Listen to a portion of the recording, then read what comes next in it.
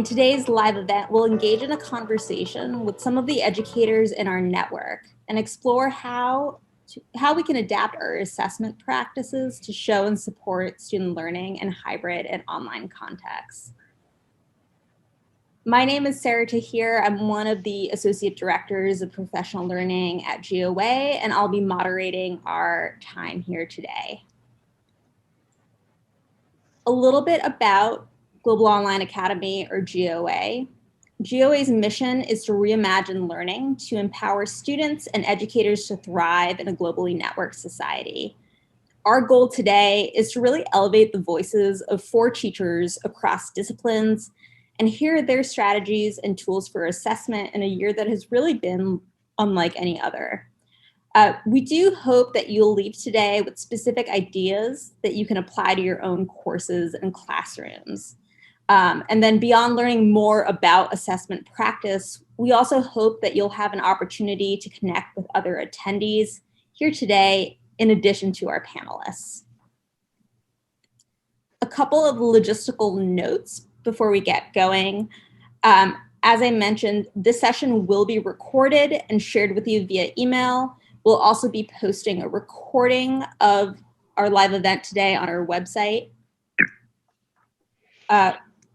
We will also be able to provide a real-time live transcript through the Otter AI software extension.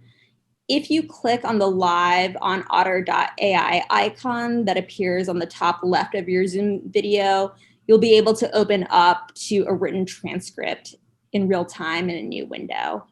So again, that capability is available.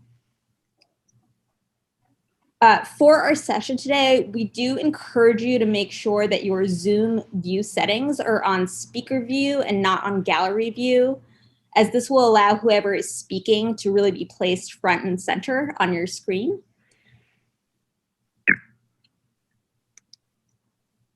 Please also do stay on mute throughout our session today to eliminate any background noise. We also encourage you to use the Zoom chat to ask questions of both the panelists and also other participants. We're very intentionally using Zoom meeting today to allow for you all to see and connect with each other. We really encourage you to use the chat function in Zoom to ask questions, answer questions, and share resources. This is really designed to be a network event, and we want to elevate your voice as well. And then lastly, we will be offering a Quick Wins educator course on assessment. And so if you're interested in further exploring the topic of assessment, we do encourage you to sign up for that as well. And that information is on our website. In terms of our agenda for today, we'll start off with a couple of quick introductions, and then we'll move through some of the pre-submitted questions that we received. We saw a variety of themes emerge, and so we want to start there. And then time permitting, we'll try to jump into any questions that emerge from our live session today. And then we'll close with some next steps. All right, so that is what is on our agenda for today. I'm going to just stop sharing my screen. See you all. And what I'm going to do now is actually introduce our GOA staff and guests. And so today I'm joined from GOA. I'm joined by Eric Hudson, who is the Director of Learning and Design, and he'll be moderating our Zoom chat. So you might see him pop in there. And then our guests today, I'm really excited to introduce Varghese Alexander, Kilola McCrary, Akuya Pipra, and Tim Rollwagon, who will be our teacher panelists. And so to get us going, guests, I'd love for you to begin by introducing what you teach, and then talking a little bit about what were some of the shifts or changes that you've had to make in terms of assessing student learning since the pandemic began. And Varghese, if you wouldn't mind, I'd love to start with you and then hear from everyone else. Hi all, Varghese Alexander from Asheville, North Carolina. I teach high school math, and I've been teaching high school math for 20 years now. And luckily, for the last number of years, I've been incorporating metacognition. But as we've shifted to to online learning, and also we have a hybrid model at Asheville School. What I've done is I've actually shortened my assessments, and not only shortened my assessments, but included this piece about metacognition in our in my sort of summative assessments for students on particular units, and that has actually differentiated. Writing and math seems incongruous for a lot of things, but at the same time, it's been extremely helpful in mitigating cheating.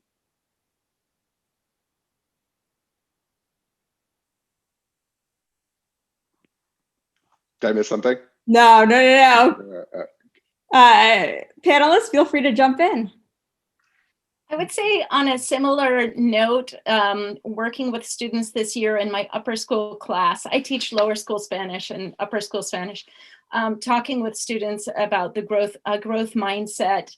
I developed this whole rabbit metaphor that they reference, and it's all about where did you begin and where are you specifically going, and comparing your own development to your original point of departure. And that actually has made a big difference. And I hear kids articulate that, use that metaphor in their reflections in a way that I haven't seen before.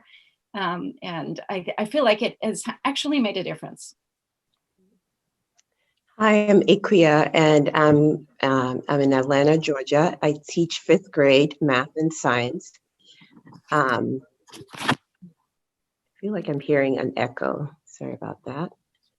I think for me, whereas my school is also using the hybrid model, and I think one of the biggest challenge was like gathering evidence of students' work in real time. And so that's what has shifted. And I had to really think about how can I see my students' work, especially my students who are online. And lucky for us, we have 2 teachers in the classroom. So one teacher is focused on checking our virtual learners' work, and while the other is walking around and monitoring students in the classroom. So that's really helpful to see what they can do. And then also, just like Kilola talked about, really talking to children about the purpose of assessments, and that it's there for you to show your learning and for teachers to know how to support you. And so that conversation and really having time to connect with our virtual learners, because one thing I noticed for lower school kids, it's not enough to give them a comment on their worksheet or just say, go check this one. They need that extra talking. So what I've realized that I'm doing more conferences with my students as a way of assessing them and checking in with them. And that's establishing the connection and making them see that, I care about the work that they're doing, and to continue to help them to motivate themselves. Yeah. Yeah, and I can jump in there. So I'm Tim Rowagon, Lakefield, Ontario, Canada. I was a site director last year for GOA and love what they do. But the pivots that we've had to change, obviously, at our school. I teach biology and world issues. I'm sort of strange in a way. I work in 2 different, what I like to call mental spheres, where the social sciences and the biology, and the more, what I like to say, sometimes you hear science teachers go on about, the knowledge components and the material and the content they have to cover, versus I feel like I have a lot of freedom in my world issues class to, sorry, is there someone? Okay, I'm hearing something here. Anyways, and I think, for me, the pivot is what am I asking my students to actually do? What is the most important takeaways from my class, especially when I look at the vast amount of content that you could cover in any given science course.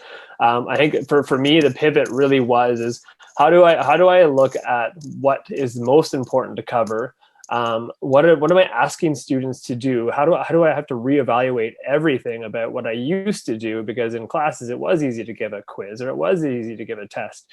And how did I have to shift that assessment? Because for me, the assessment no longer was about your memorization of vocabulary and knowledge pieces. It's what can you do with that knowledge? It's so available. So I started to really shift away from having quizzes and tests in a traditional manner, especially in we're fully remote right now because we're under lockdown and a stay-at-home order, and so we're sort of working in a remote world. And I've really started to pivot on my biology class that like what we do in our synchronous time has to be meaningful. And so what am I really asking students to do? And it also has to engage relationships and community. And so that's important as well. And so I often will ask, using visible thinking routines, like, think, see, wonder, et cetera, around, topics on evolution or topics on genetics, but also going through the content of like, okay, how does that impact each of us personally? And so getting them to personally connect to like genetics, for example, looking at characteristics on their face and analyzing their face and posting pictures of that as their async work. And for me is like, how do I create a narrative? Is like the key is that narrative. Every course needs to have a narrative. Every night needs to have a meaningful activity that will then be talked about the first thing the next day. And if you keep sort of interweaving all of that, it actually is, it almost feels like magic. And I think for me that remote and hybrid learning has really forced me to think about that differently.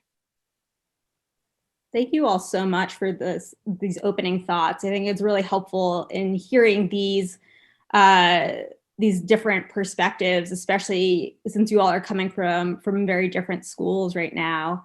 I wanted to sort of get us to go right to the brass tacks. So part of the title of this live event is Moving Beyond Cheat Proof. And so a big wondering for many of our participants is really around cheating and academic honesty and integrity. And a lot of the questions that we saw that came up were around that. So our second question for today is really this question of how do we support teachers in making the shift away from looking for cheaters to looking for learning? And feel free, panelists, any of you can sort of start us off on this exploration. Sarah, while the panelists are reflecting on that question, do you mind activating Otter? We can't see the link in the top of the screen. Yes, Thanks. Thank you so much.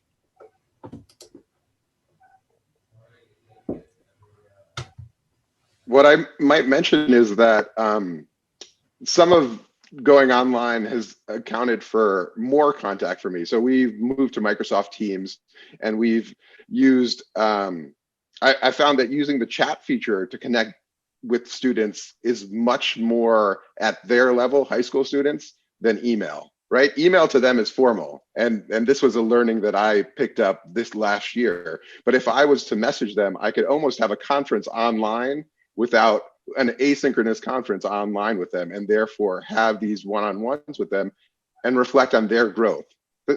That's impossible to sort of copy off of your neighbor, because you have to initially reflect on your own growth and then have a dialogue with the teacher. And so that has been a huge part of my step. And then also that all of that work would be built on a digital portfolio. And the idea that they would amass a digital portfolio individually has been a neat point of reflection and equity for a lot of these kids. And even in a math classroom, right, they're seeing how far they're completing units and concept mastery, as opposed to me telling them, oh, our test is on Thursday. And that's been a pretty big shift, but that wouldn't have happened actually without all the models that we've had to bring in the last year. I think with the lower school, the stakes are still very low for our students. They're not really thinking about grades. My school, actually, our end of year, our reports do not include grades. They are narratives. We do score tests. So when we have math tests, we do give them a fraction. And I've had students come up to me and even said something like, is this good? And so they're still trying to figure out how they're doing. I think for me, I realized that I had to be very explicit about what's going to be on the assessment, and we've always done that in the past, but I'm more so now, and especially when I notice students are struggling with a particular content area, I might say, there is going to be a question on how to model fractions on this assessment. This is something that you have to know how, let's keep practicing it. We always have a review day where we practice more questions, and I give them the autonomy to choose which practice they want. Like, I'll look at, these are the 4 topics that we're going to assess you on. What do you need more practice in? And I think that idea of taking charge of your learning really motivates them. And we do, like I said in the beginning, we talked about the purpose of assessments. And so in terms of cheating and honesty, we also tie that to we have a character pledge. And so we talk about that. But in lower school, it hasn't really been much about the cheating, because I think also they don't even know where to begin if they were to find sources and answers. I also teach lower school at Kiwa, and very similarly, there aren't these high stakes for assessment. But interestingly, at the upper school, of course, there always is a little more of that thread. I'm excited, though, when I have a group that isn't always inquiring about their grade. I take that as a sign of health, that they're thinking more about the learning and less about the grade that they're getting at the end. And that's really been true so far this year. I think formative is the new summative. I have so many more work samples now than I normally would, because we would usually walk into the classroom, do this live speed dating activity, for example, and then it would be gone. It would evaporate. It might be in my memory. I might go jot down a quick little note about how students did. But now, of course, it's somehow getting captured, whether it's recorded on video or whether they had to turn in their notes from interviewing a partner.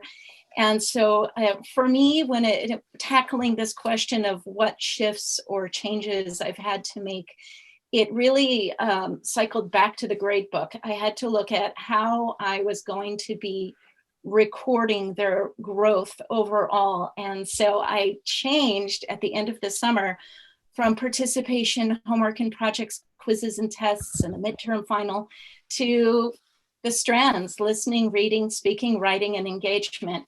And what that has meant is a lot more time putting things into my gradebook, but it's been more organic. So for example, if they have an activity that involves a listening segment and a reading segment, I'll break it up and I'll put the listening segment into that category and the reading segment into that category, even though it might have been a whole body of work, even on the super site for their textbook online program. And I think getting all those little snapshots and putting them into their skill areas in my gradebook has helped to take pressure off of the midterm experience, because it's no longer this big one full stop and evaluate moment. It's been more of a gather evidence experience and kind of mosaicing together what their progress looks like in each of the 4 strands. Yeah, I really like what Kola said there about, the mounting evidence, but also seeing assessment, the formative assessment, as summative assessment in a lot of ways, and how do we collect data. And in a lot of ways, when we went to hybrid and we went to remote, and I knew students were all over the world, I was like, well, what are my assessments? Like, what am I asking students to do? Like, and when you say look for cheating, if you're asking a student to do something that's impossible to cheat on, then you never have to look for it. And I think for me, that was like, how do I restructure my assessments in a way that they can't cheat, because it's not possible. So one example I might use is in my world issues class, we talk about asking good questions and what asking good questions really means, and the importance of being informed in life. And these are students in grade 11 and grade 12. So they're a little bit, they can really tangibly argue, but I think even younger students could do this. Younger students could ask better questions than a lot of my grade 11s and 12s can. So I think this is applicable across the grades. And so when they ask their own questions and then they're forced to respond to those questions, there's no way that they can cheat unless they've found a question or a previous assignment from years back. And in biology, for example, like this Friday, I'm like, well, how do I really know where they're at? So I'm going to set my I can statements for them throughout the unit right now. And they're going to be looking at the I can statements tomorrow. And then on Friday, we'll be doing, like, I don't know who mentioned it, maybe Akiwa maybe, around like personal one-on-one conferences, and that will be my assessment. It'll be a conversation between the two of us where I capture that data that they're talking about, and they won't know what questions I'm going to be asking, so it's not like they can have a cheat sheet in front of them. So how can we shift our assessment and look for evidence outside of the norm, outside of the worksheets, et cetera? I think that was a big shift for me. Mm. And that, Tim, what you just spoke about, what we've seen a lot as well at GOA is that with the transition to online and hybrid learning, there's been really a growing interest in this idea of authentic assessment, where students have to apply their learning to really novel contexts. And this is really for all of you, but sort of how are you all approaching this idea of designing assessments that are authentic? What do authentic assessments look like in your classroom and context?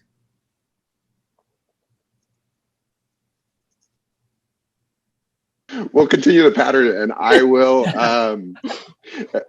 I'll take flack for this because I love authentic assessments. I work at the Clinton Summer Institute in the summers, and we build on them and we develop them. And at the same time, incorporating them into a grade is very difficult. And what I use authentic assessments for is actually to get to know my students, right? We have a common one that we use is, should Mr. Alexander trade in his iPhone in September, right? That idea where they debate over the reasons why, and then we can use the math on a layer of that, which is the depreciation of my past iPhone, how much do I want the new one? But they could all contribute to that in their own way. How am I grading that right next to a traditional sort of quiz or assessment? It's not the same way, but in that aspect, when you do bring in some authenticity and you allow the students to express themselves, I think we create this idea of culture and community where there wasn't before. And that all goes back to everybody else's response about that idea about amassing evidence, right? This is just one data point. And yes, authentic assessments are wonderful, but they, again, are one data point amongst all of the things that we're doing. I agree. I am a big fan of authentic assessment and authentic activities, and I have used them in the past. For example, having an unknown, unfamiliar native Spanish speaker come into the classroom and the kids take turns interviewing this person and then have a half hour to write up sort of a short biography of that person's life, and things of that nature. I'm not using that for this particular midterm. However, I am going for a multi-layered approach where I get several, I go back to this metaphor of the photo album, several snapshots of what a student can do. And part of that, I would say the most sort of authentic piece in this is the pair interview. So in November, I had one-on-one 5-minute interviews with kids, and the idea was no dead air. I'm going to keep asking you questions and you're going to keep answering, and we're going to do our best to have follow-up questions. And I gave very specific feedback to kids regarding their individual growth edges. And this round, we have a set battery of questions, and there are 57 questions this round. Because in much of life, we actually do answer a lot of questions we've rehearsed before. Where are you from? Do you have brothers and sisters? What do you like to do? So those will be there. But the difference is that I will also intersperse some spontaneous questions, spontaneous for them. I've pre-planned them, but they will hear questions they haven't heard before, and knowing that they have all of the ingredients to be able to decode those questions, that will be part of that speaking assessment. And that'll be in pairs. So I'll be chatting a batch of questions to one partner, some of which are familiar and practiced and some of which are not, and they'll choose a selection to ask their partner, and vice versa, recorded in Zoom so that I can rewatch it and they can rewatch it. And then there is a part where they're gathering pieces that they've done in the past that they're proud of over the semester that demonstrate their progress. And they'll be putting those pieces into a book on Book Creator. They'll have their individual libraries and watching a video, answering questions. I'll be dictating some questions orally that they need to just write down.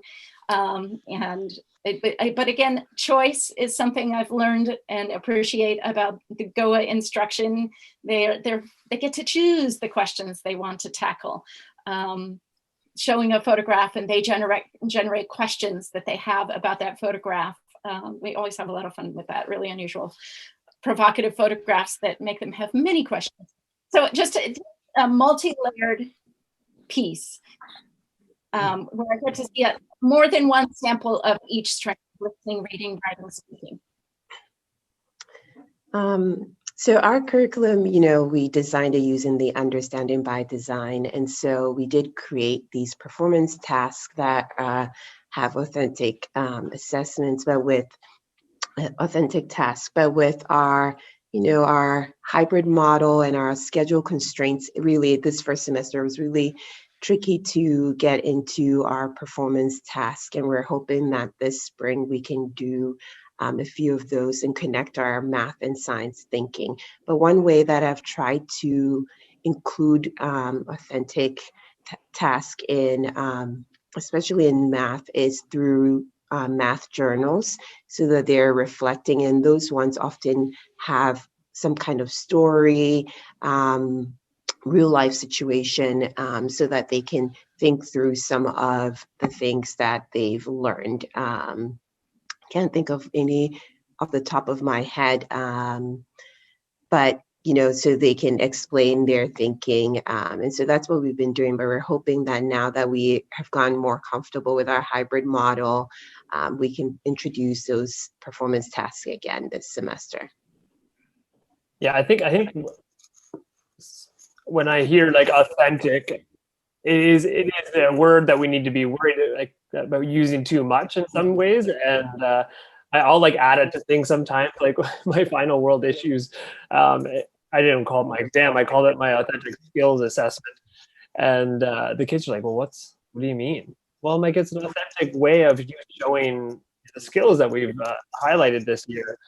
But I do like the idea of the authentic assessments being a skills assessment. And for me, it's often those skills are something that you can't really cheat on, perhaps, but they're something you actually have to demonstrate. And so what are the skills in biology? You're looking at, inquiry, you're looking at the ability to ask questions and investigate, provide support and evidence, analyze graph and data. And if you start to look at those are my skills for biology, for example, then authentic learning can be collection of data. And then, okay, well, look at that data. No one else is going to have it. So it's not like you can cheat on it. And so now you're going to look at the data you collected, and it was a question you asked. And again, it goes back to what Carola said, is like, how can they have choice? How can they investigate something they want to investigate rather than something you want them to investigate? No, that's really helpful. On the flip side too, and I'm kind of going out of order of our questions, but we did receive a number from folks who are concerned about preparing students for AP tests, IB tests. And I know a bunch of you are working at schools where you might have those programs where there's some kind of external test that students need to be prepared for. How are you or your colleagues kind of navigating preparing students for those types of external assessments? I'll share some of what my colleagues have mentioned. And the idea is that we have to give everyone a little bit of grace, right? We have to give them grace and opportunities to also excel. So if they're ready to take on the work, and there's supplemental materials that'll allow them to do that. Again, Khan Academy is one, but there are many different ways to go ahead and take on AP curriculum, especially in the math domain. It's definitely a conversation we've had at our school. We're an AP school, and there was a lot of concern about, students getting enough hours under their belt before AP exams, especially with schedules changing, et cetera.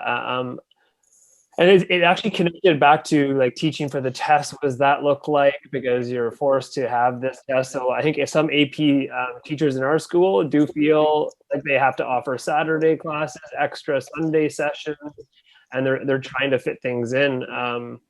As much as I do see the value in some of those standardized tests, at the same time, I am challenged by what you do to fix or to get away from that type of pressure put on students and teachers in order to have to teach to the test. So one conversation we had a couple of years back in our school was around multiple choice, where they wanted to cut the amount of multiple choice on tests. And then a lot of teachers who taught AP were like, well, we have to, because like so much. Anyways, I was happy to see a good pivot this past year with the AP offering those timed assessments over the traditional ones during lockdown. And so I'm hoping that AP and IB have learned from the experience, and maybe they'll shift their assessments themselves to something slightly more authentic.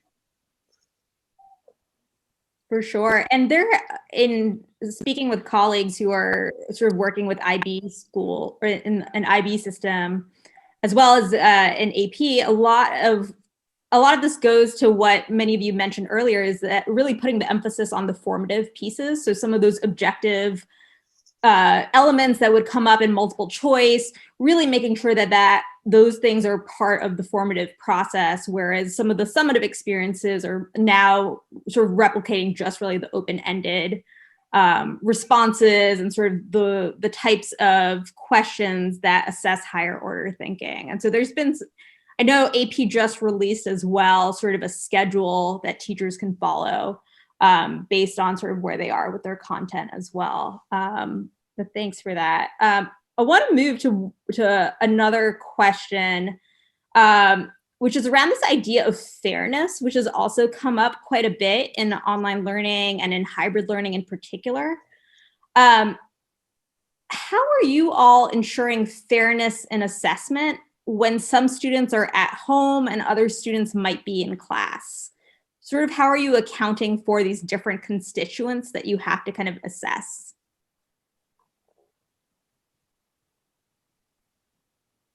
I'm happy to jump back.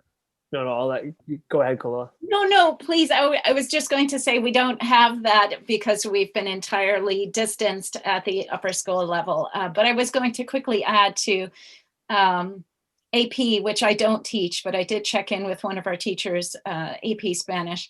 And she just mentioned that she does she has a much heavier emphasis on the oral this year, because that is something that is authentic and can genuinely be sort of measured and I don't want to say controlled, but she can have a clearer read on how a student is advancing versus assigning an essay and knowing that there are so many tools. So I just wanted to throw that in. Thank you, Tim, for your grace. No problem. The fairness piece for me, it was interesting because I did have a hybrid student this past sort of term in World Issues. And I think this comes from GOA, designing for an online experience for everyone was key to the person that was hybrid feeling like they were always in the same environment as everyone else. So using your Google Classroom, and when we did seminars in class, half the class would be in person doing their half, but then another student facilitator would sign into Zoom with the other half of the class with the hybrid student and do the same seminar, but in an online environment, even though they were in person. And for me, it was about how do I allow that hybrid student to feel like they're part of a class when they're not actually physically there. And so I really had to have my class buy into also the virtual side of the experience. And that was a game changer for him, feeling like he was an equal in the class, and all the assessments were the same. If I did conferences, I did the same with him online. And I think that was important.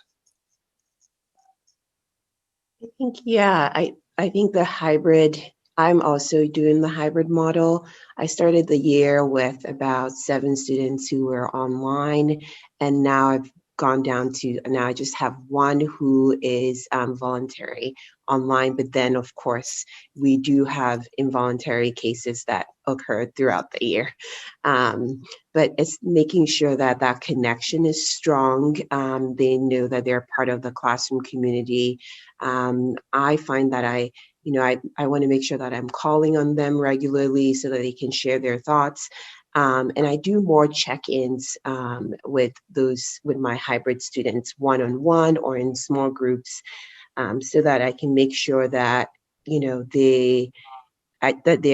that they're heard. And just even sometimes it's not even about going over corrections, but just like, oh, tell me more about how you solved this problem or how you did this. And so just trying to have lots and lots of check-in points with my students. And even when I have several students online, the way I would check in with them will be different, because there's some that really like that one-on-one, some do better if we are in a group, others I can send a quick email. And so there are just a variety of ways that I try to check in and to support students. Some of them really thrive when they're working with their peers. And then some of them really do love that teacher time. And so for example, I have 2 sections that I teach. One student, she's super independent and also enjoys teacher time, so we do check in one-on-one. And then another student, he does enjoy spending time with his peers, so sometimes I have him check his work with a friend and do more things together. So it just really depends. But at the same time, I try and make sure that they're doing similar tasks. And with Tim, I sometimes will have all students in class do the work virtually, even though they could have done it on paper, so that they also get to see how the virtual learner is learning.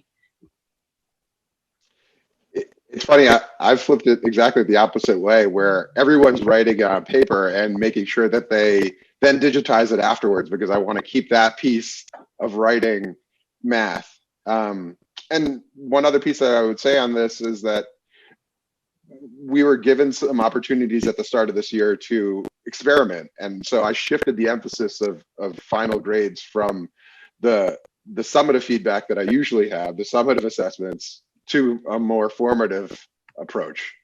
And in that move, I think I've been able to now focus on shorter assessments and multiple variations on that shorter assessment. So it's a little bit harder to cheat if they have that opportunity.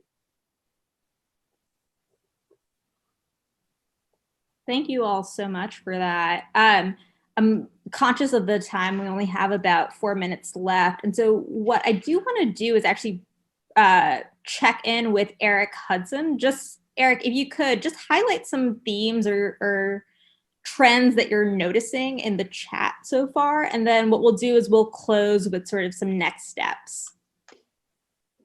Yeah, there's definitely some lively conversation happening among language teachers, Kalola, around online translation tools and their value or not.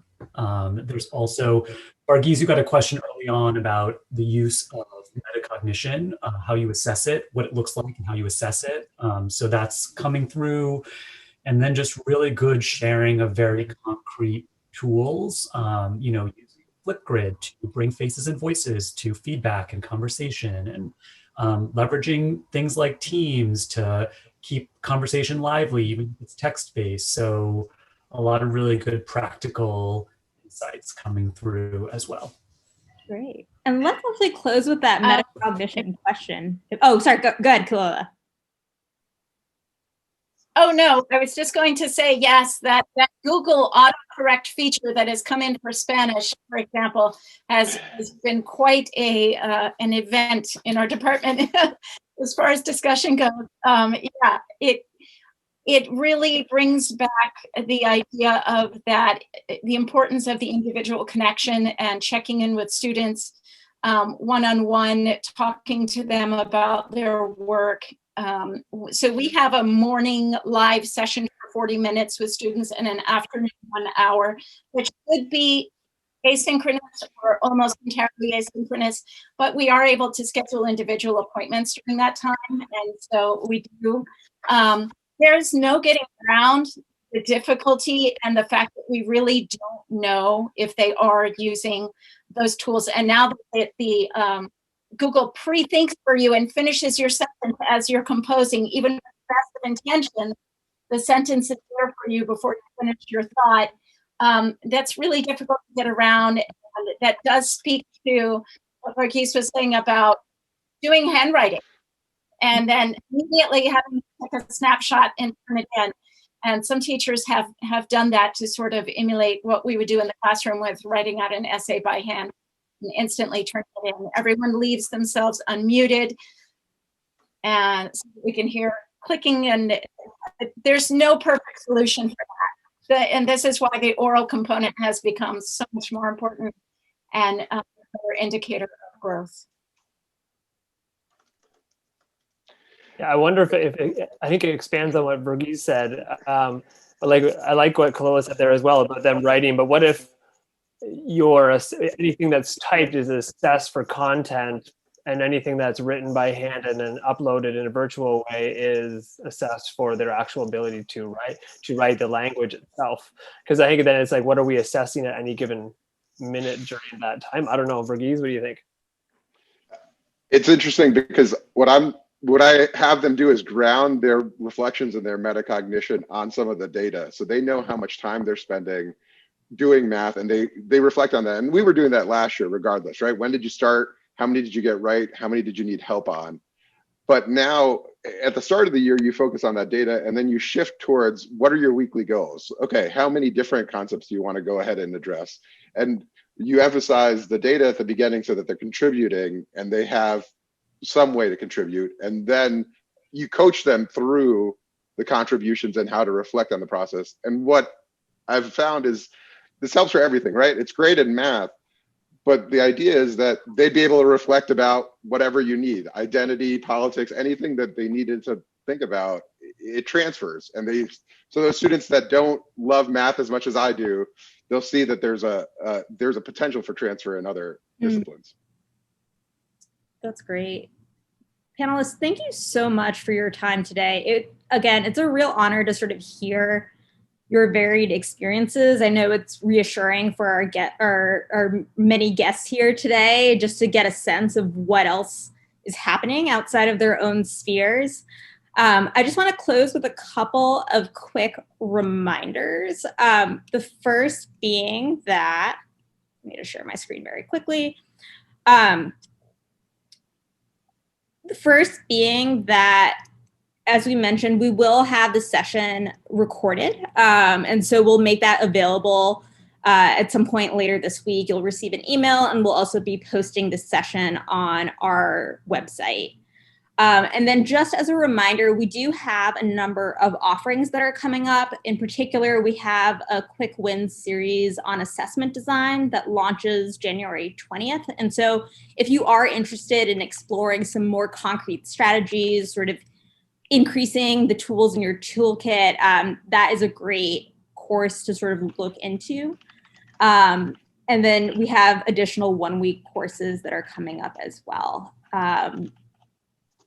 along with future live events. So from all of us here at GOA, thank you so much for spending some time with us this morning, and we look forward to continuing to learn from and with you. Thank you all.